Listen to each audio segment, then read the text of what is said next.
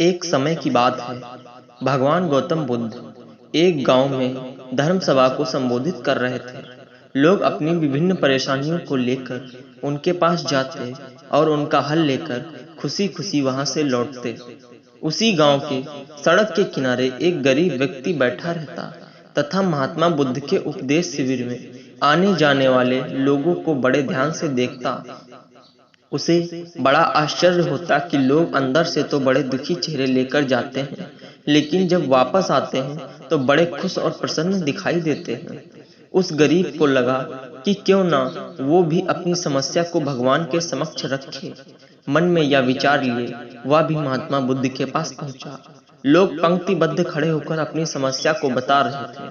जब उसकी बारी आई तो उसने सबसे पहले महात्मा बुद्ध को प्रणाम किया और फिर कहा, भगवान, इस गांव में लगभग सभी लोग खुश और समृद्ध हैं, फिर मैं ही क्यों गरीब हूँ। इस पर बुद्ध ने मुस्कुराते हुए कहा, तुम गरीब और निर्धन इसलिए हो क्योंकि तुमने आज तक किसी को कुछ दिया ही नहीं।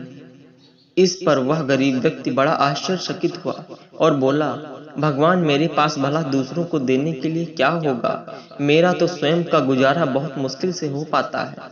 लोगों से भीख मांगकर अपना पेट भरता हूँ। भगवान बुद्ध कुछ देर तक शांत रहे, फिर बोले, तुम बड़े अज्ञानी हो।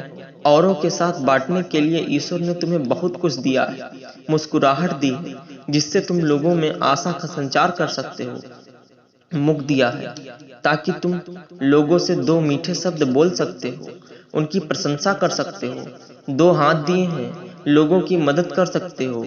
ईश्वर ने जिनको ये तीन चीजें दी हैं वह कभी गरीब और निर्धन हो ही नहीं सकता। निर्धनता का विचार आदमी के मन में होता है, यह तो एक भ्रम है, इसे निकाल दो।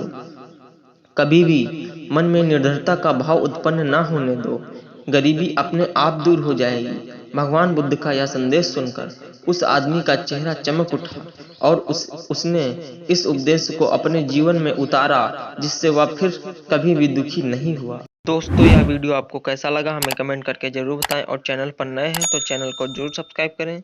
धन्यवाद।